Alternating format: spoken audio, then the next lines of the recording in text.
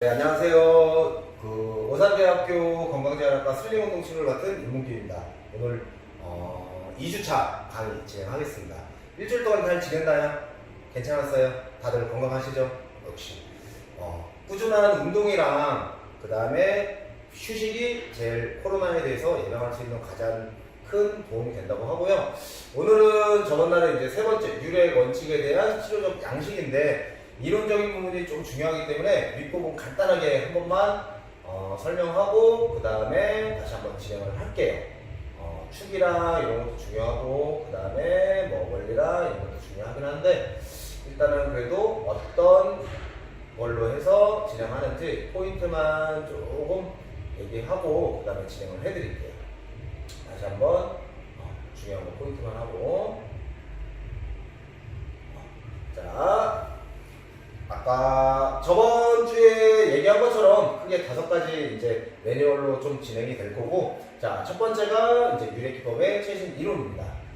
저번 주에 한번 한 거기 때문에 조금 빨리 진행할게요. 유래치료는 SET, 슬립 에너지 세라피라고 불리던 치료 방식의 한 분야로 시작을 하였고, 이렇게 기능 근신경계 훈련과 수행 증진을 위한 새롭고 효과적인 방법을 구체화한다. 그래서 아까 이야기한 거지만 유략의 핵심은 첫 번째가 안전, 그 다음에 불안정한 줄과 슬링의 결합, 그리고 아까 얘기했지만 다친 자들로 움직임을 수행을 하고 부분적인 체중과 결합된 개발화된 운동과 훈련을 강조하고 있습니다.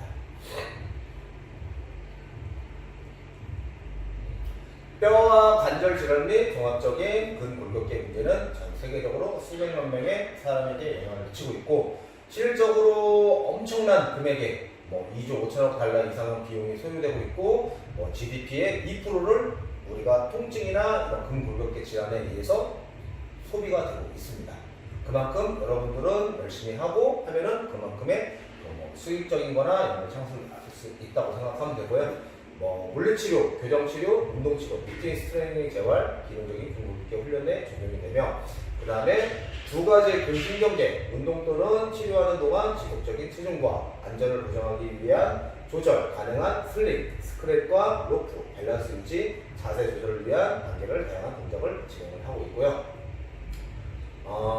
요거는 슬립은 이제 이 효과는 근신경과 감각 운동 조절 또는 고유수용계의 움직임 조절과 수정되도록 구성되어 있으며 통증이 발생할 때는 상대적으로 비사용이 오래 있을 때 안정화 근육은 스위치를 끈다. 그러니까 통증이 있으면은 뇌에서 그 통증 부위를 막아버리는 거죠. 그래서 시간이 지나고 나서도 그런 것들을 키워주고 케어해줘야 다시 스위치 온을 할 수 있고 그것들을 정상적으로 사용할 수 있다. 어떻게 접근하냐면은 이제 상지 또는 하체, 체감 이런 것들을 슬링이나 로프 또는 밸런스 쿠션들을 이용하여 불안정하게 만든 후 체중 부하된 상태에서 할 수 있는 섬세하게 계획된 움직임 그리고 통증이 없는 범위에서 고강도로 다친 운동사슬로 진행을 하고 로프와 슬링을 이용한 다양한 난이도를 할 수 있습니다. 할 때 손잡이 아까 말씀드렸죠? 작은 구멍에서 들어가는 걸로 손이든 발이든 그래서 한번 잡아주고 그 다음에 사용이 잘 장착이 됐는지 한번 체중으로 눌러보시고 체중은 약 120에서 130kg까지 유지할 수 있다는 거.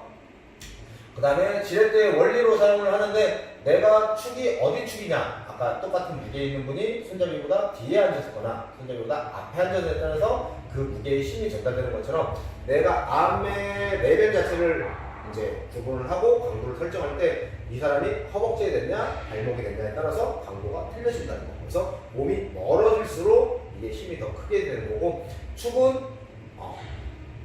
밑축, 수직축, 그 다음에 밑축, 두축이 있는데 아까 얘기했지만 밑축, 내 손보다 멀어지는 거에서 견인적인 효과가 있으면서 관절 가동 범위는 대신 제한시킨다. 멀어지기 때문에 뺀 상태에서 쭉 팔을 벌려보세요. 그리고 다시 밑두축, 머리 쪽으로 얘가 축을 당기면은 압박력은 좀 발생되지만 관절의 가동 범위는 증가될 수 있다라는 거.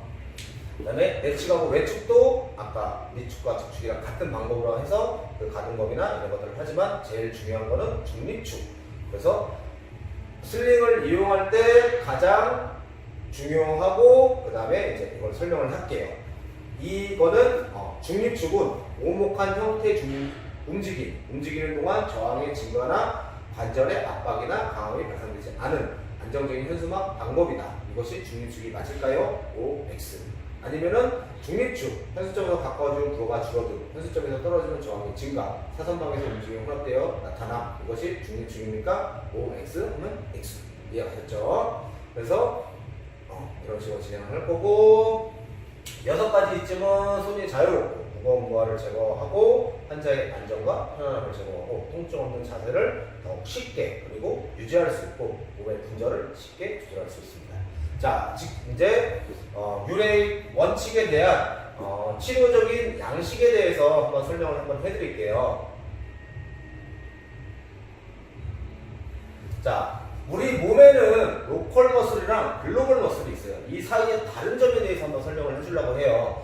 자, 흔히 우리가 요추, 소근육과 대근육은 생체 역학적 근육을 제공하기 위해 자유롭게 작용을 해요. 그리고 소근육 체계는 근육의 정지부와 기시부가 요추뼈 가운데 가까운 근육들로 구성되어 있어요.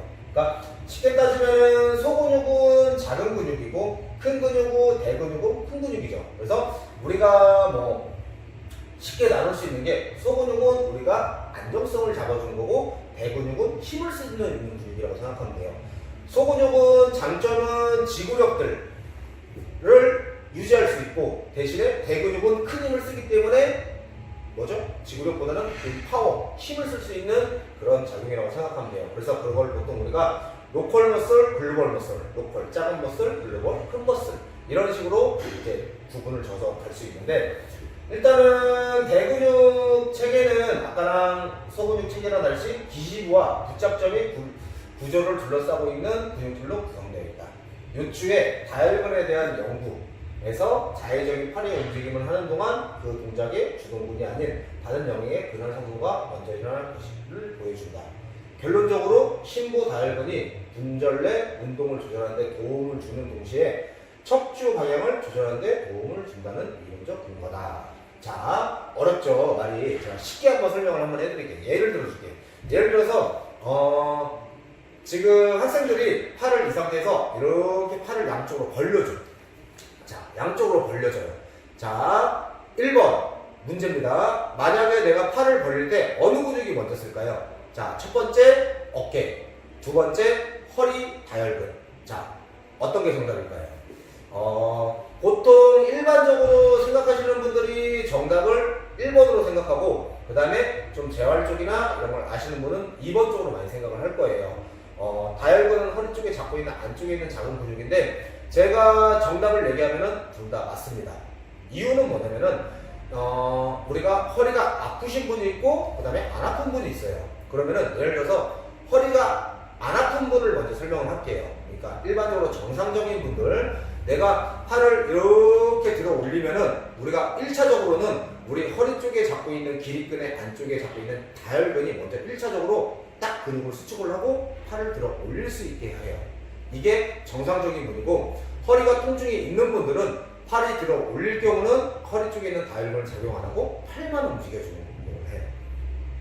무슨 말인가요? 예를 들어서 우리가 이삿짐차 지게차를 생각하면 돼요. 내가 그 지게차가 위로 쭉 사다리차가 위로 올라가기 전에 하는 게 차의 내 방향에 쾅쾅 박아놓고 그 다음에 안정성을 잡아놓고 쭉 올라가죠, 사다리가. 근데 만약에 허리 쪽이 안 좋으신 분들도 마찬가지, 내가 팔을 이렇게 올릴 때 이 다혈근이나 이 안쪽에 있는 코어 근육이 먼저 1차적으로 잡아주고 어깨 쪽에 있는 근육을 써요. 근데 허리가 안 좋으신 분들은 다혈근, 소근육이 활성화되지 않기 때문에 팔을 들어 올리고 하더라도 이 안쪽에 있는 심부 근육을 스위치 오프, 저번에 얘기한 것처럼 얘를 못 쓰게 막고 활성도가 적어지기 때문에 쓰지 않고 삼각근만 써요. 그래서 제가 이 얘기를 하고 싶은 거는, 그래서 우리가 슬링이라는 장비를 이용해서 소 근육을 먼저 활성화 시켜 놓고, 그리고 만약에 통증을 해서 스위치 오프가 되신 분들은 그 스위치 온을 올려놓고 그 다음에 다른 동작들을 해줘야 더 효과가 좋은 거죠. 그래서 실질적으로도 우리가 헬스장에서도 저도 회원한테 많이 겪어요. 랩풀다운 위에 올려서 쭉 당겨주는 등 운동 하는데 회원들 티칭을 회원분들 당기면은 당연히 등 운동이 들어가잖아요. 근데 회원분들은 당기는데 선생님 저는 등에 힘이 하나도 안 들어갔고 이게 팔 운동만 들어가요. 이유는 뭘까요? 맞아요. 소근육, 로컬 머슬 자체를 사용하지 못하고 글로벌 근육만 계속적으로 사용하는 거죠. 그러면 이분들 어떻게 했어요? 빨리 지치겠죠. 그죠? 그런 분들이 뭐냐? 내가 라운드 숄더가 되거나 등이 굽거나 몸이 앞으로 빠져있는 분들. 이런 분들은 몸이 계속적으로 이렇게 라운드 숄더를 하기 때문에 소근육 활성도 자체가 많이 떨어져 있어요. 사용을 못하는 거죠. 그래서 몸에 대해서 조금만 일을 하거나 지치고 피곤함을 빨리 느껴요. 이유는 소근육들이 장기적으로 잡아야 돼 소근육들이 못 쓰고 다 대근육들이 잡고 있거든요.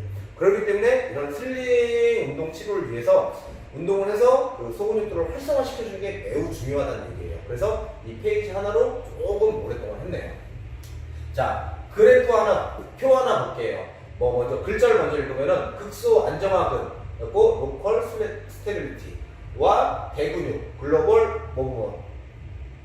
그 다음에 사이의 특정적인 것에 대해 연구 문헌에 의하면 대근육 글로벌 스테빌리티라는 라고 못했다. 뭐냐면은 우리 근육들은 보통 아까 제가 소근육, 대근육 두 가지만 잡아서 이야기를 했는데 보통 세 개의 그룹으로 나눠져 있어요. 뭐냐면은 로컬 스테빌리티 이거는 안정성을 잡아주는 거. 그 다음에 글로벌 모버 이거는 움직임.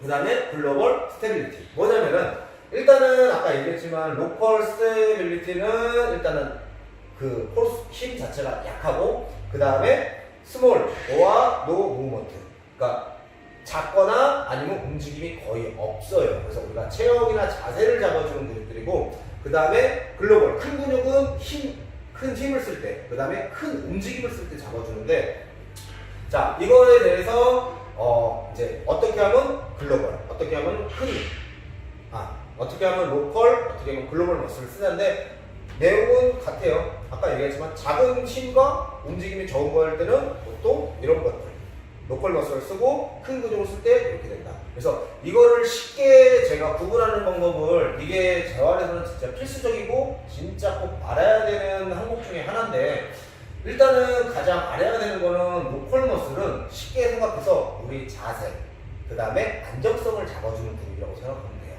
그리고 글로벌 머슬이 두 가지가 있잖아요. 그리고 안정성을 잡아주는 게 있고 움직임을 잡아주는 게 있는데 글로벌 움직임은 뭐냐면 큰 근육 말 그대로 내가 쉽게 돼서 대퇴 4두근, 가슴 근육 이런 뭐 대퇴 2두근 이런 큰 근육을 생각하면 되는데 조금 더 쉽게 잡아주면은 얘는 안정성을 잡아주는 큰 근육이거든요.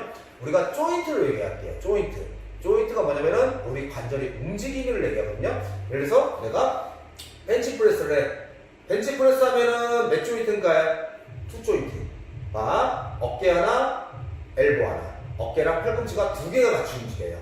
그러면은 근육 자체가 크게 움직이겠죠. 그런 거는 글로벌 움직임이라고 생각하면 되고, 그 다음에 글로벌 스테빌리티. 자, 엉덩이 쪽에 우리가 허리의 안정성을 잡아주는 근육 뭐 이제 중둔근, 그 다음에 소둔근, 그 다음에 장요근 이런 근육들이 있는데 얘네는 조인트가 하나예요. 여기서 여기만 움직일 때 우리가 중둔근 운동할 때 다리를 뒤로 빼죠.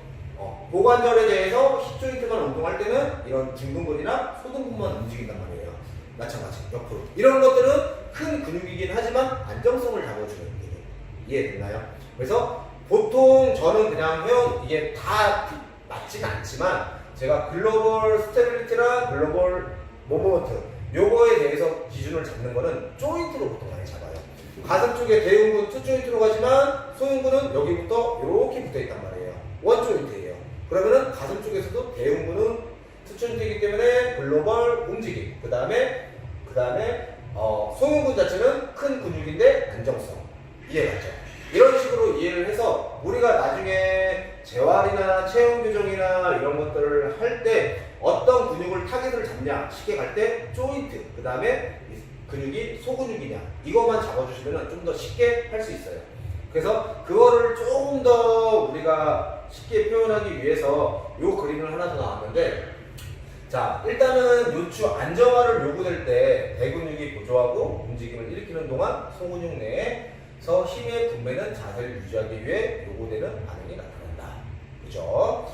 그러니까 뭐냐면은 큰 근육을 움직일 때 소근육이 이걸 잘 움직여서 안정성을 잡아준다라고 생각하면 돼요. 그러면은 위에서는 첫 번째 우리가 코어라는 근육은 4가지 근육이 있어요.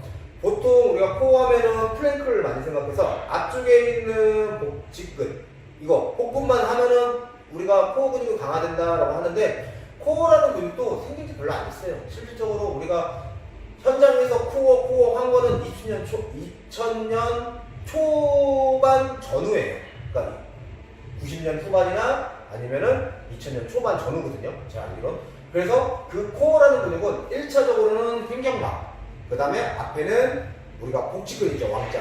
이거 잘라내고 내복사근 잘라내고 복횡근이라는 근육이 하나, 그 다음에 우리가 펠리플라우로 해서 골반 정면에서 밑에 쪽에 하나 붙어있고 허리 뒤쪽에 다혈근 이렇게 붙어있어요. 그래서 지금 로컬 머슬 같은 경우는 트랜스미너 옵도미널, 그래서 복횡근, 그 다음에 멀티피러스 허리에 다혈근, 그 다음에 파샤 요방형근, 그 다음에 장요근, 그 다음에 롱거스 티시 머시, 그 다음에 쿼드리셉 음반 이런 것들이 이제 로컬 작은 근육에서 형성이 되고, 그 다음에 글로벌근은 렉티스 옵도미널 복직근, 그 다음에 옵도미널 이스터널 인터널, 그러니까 외복사근 내복사근, 그 다음에 쿼드리셉 음반 대퇴직근 이런 것들이 글로벌 머슬이라고 생각하면 돼요. 그래서 우리가 힘을 쓰기 전에 아까 제가 지게차나 그 사다리차로 설명한 것처럼 로컬 근육이 1차적으로 안정성을 잡아주는데 얘가 먼저 1차적으로 잡아주고 그 다음에 큰 근육들이 움직인다. 근데 허리 통증이 있는 분들 실제로 근전도에서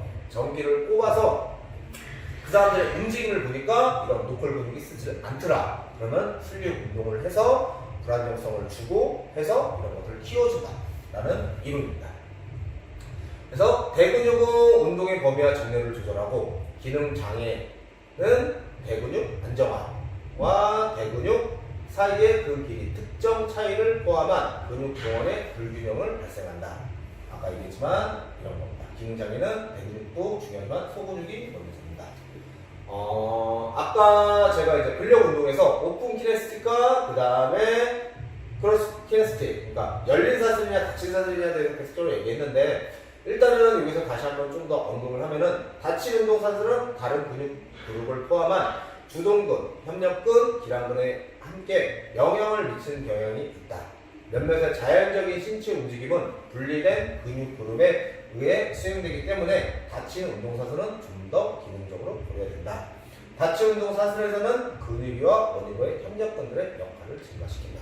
자, 이게 곧 뭐냐면은 내가 아령을 잡아서 아령을 잡아서 열린 상태에서 운동을 하게 되면은 이 근육은 주동근이랑 뒤에 삼두근이 협력근으로만 작용을 해요. 그죠? 근데 내가 슬링해서 위에서 체중을 부하하고 그 상태에서 운동을 하게 되면은 불안정성이 있기 때문에 거기에 잡고 있는 주동근, 협력근, 기랑근 이런 것들에 더 많은 영향을 미치는 거예요. 그래서 아까 제가 저번 주에 얘기 한번 했듯이 우리가 슬링을 이용할 때는 오픈 키네틱, 열린 사슬이 아닌 닫힌 사슬로 보통 많이 한다고 하는 이유 중에 하나가 이런 협력근들을 조금 더 영향을 더 많이 줘서 간다고 생각하면 돼요.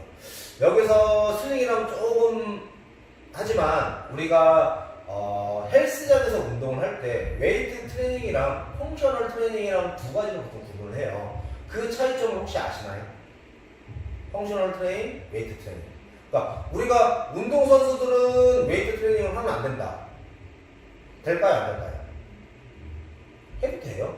근데 하지만 기능적인 거를 먼저 키워주기 위해서는 펑셔널 트레이닝을 해야 돼요. 그러니까 뭐냐면은 목적 자체가 틀려요. 보디빌딩 웨이트 트레이닝은 내가 가슴을 타깃을 잡고 다른 견갑골이나 이런 것들을 다 고립을 시켜놓고 가슴만 집중적으로 운동을 시켜서 이 근육을 키우는 거에 목적이 있어요. 근데 야구 선수가 예를 들어서 공을 던져야 돼.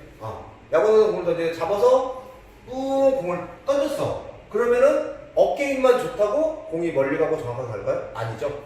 잡은 상태에서 쭉 던질 때 여기에 하체 힘부터 해서 쭉 타고 와서 여기 힘을 해서 허리 힘을 틀어서 팔꿈치, 어깨 힘, 팔꿈치, 손목 같이 써요.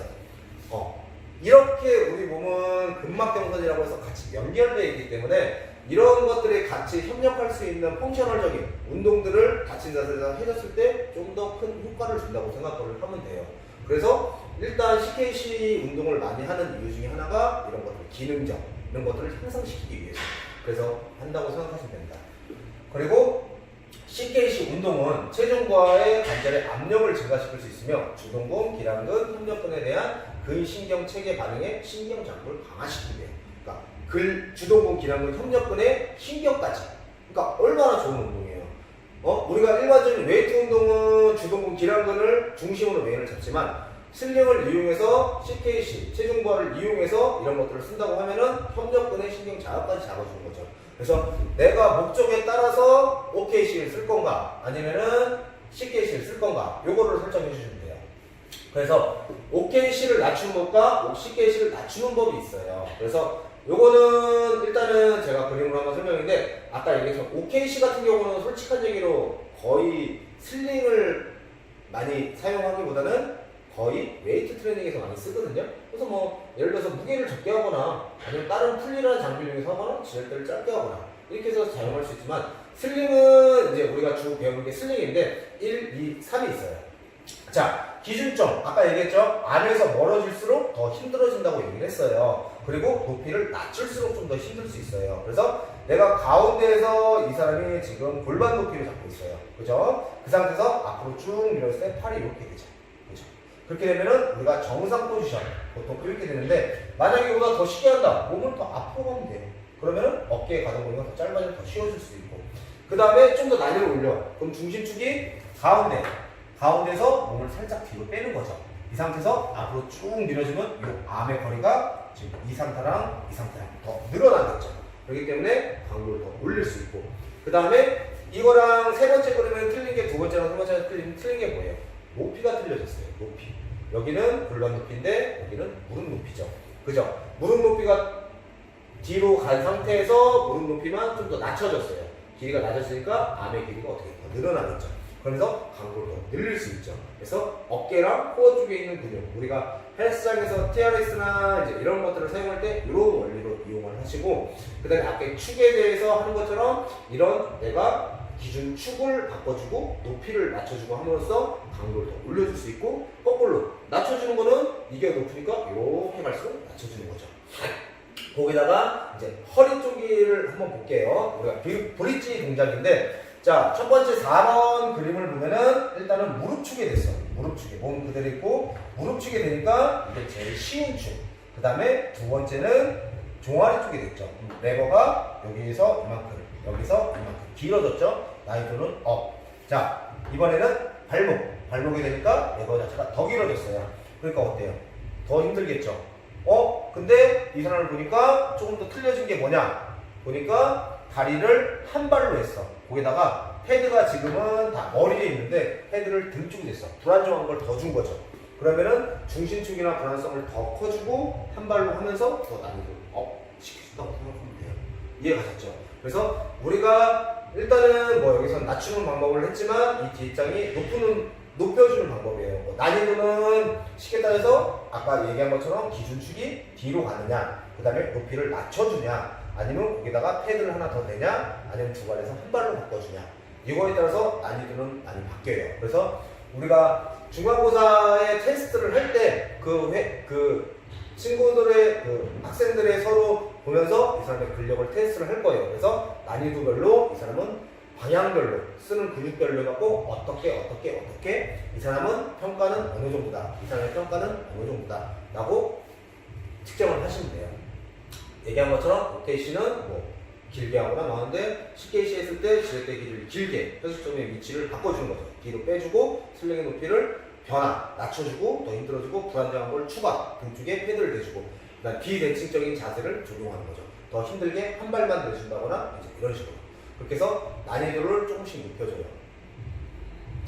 자, 그 다음에 센서리 모터 시스템이라고 하는 거는 일단은 이 학자들이 기능적인 활동을 하는 동안 관절의 형상성을 유지하기 위해서 감각, 운동, 중추신경 통합 및 처리 구성 교체의 시스템을 조정하는데, 우리 몸에서는 정보가 올 거란 말이에요. 이거 어떻게 와요? 일단은 시각적, 그 다음에 정전기관, 뒤쪽으로 딱 정보가 딱 와요. 그러면 얘네들이 머슬, 근육, 텐던, 인대, 리가먼트, 조인트 캡슐, 피부, 그 다음에 파시아, 근막을 통해서 얘네들한테 전달을 가겠죠. 그러면은 근육이 움직일 거고, 그 다음에 걔네들의 안정성과 뉴로머스큘러의 컨트롤을 조절한다고 생각하면 돼요. 그래서 나중에 한번 제가 운동을 할 건데, 내가 그 상태에서 우리가 라운드 숄더 분들은 정정기관이 이렇게 해서 똑바로 이렇게 서 있어야 되는데, 라운드 숄더 분은 어떻게 되겠죠? 등이 있고, 목이 앞으로 빠지죠.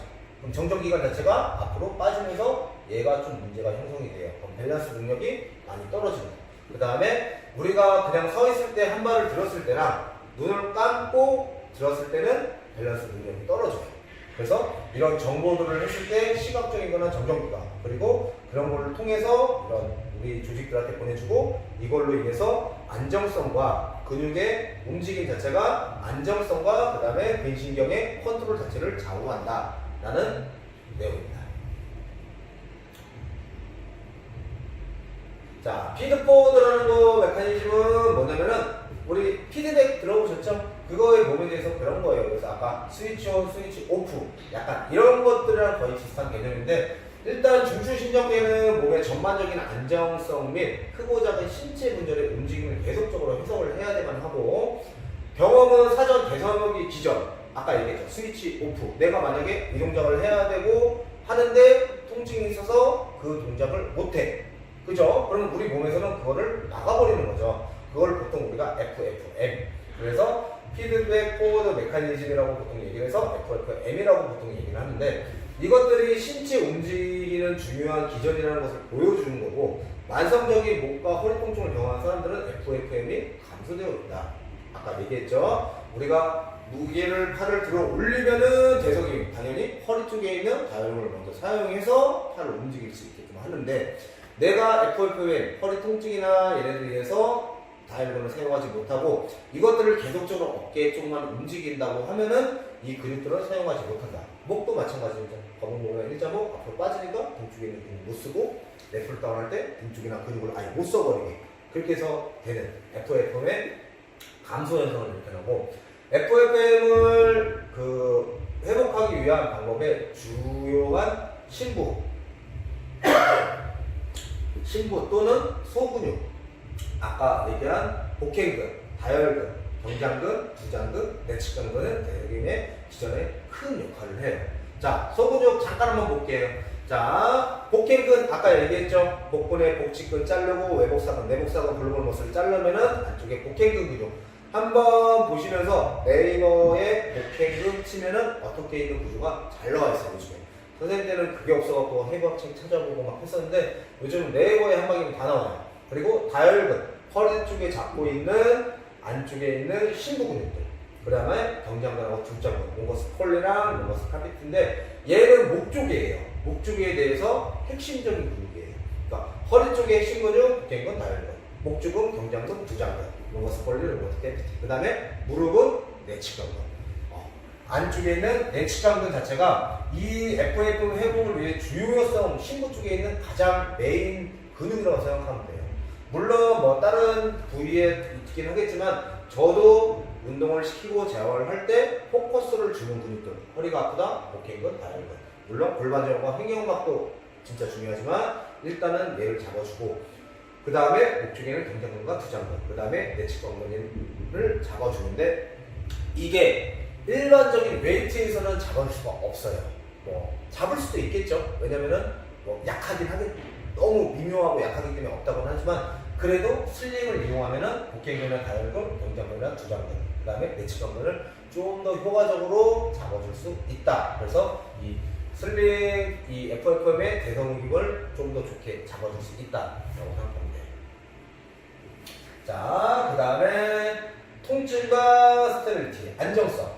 요래 치료를 하는 동안 모든 경우에 어떠한 통증에 유발 없이 치료되어야 한다. 아까 얘기했지만 통증을 유발하면 안 되고, 환자가 만성 통증이 있는 경우나 치료사가 통증이 없는 시작 자세를 찾을 수 없을 때도 역시 어떠한 통증의 증가가 일어나지 않도록 만들어야 한다.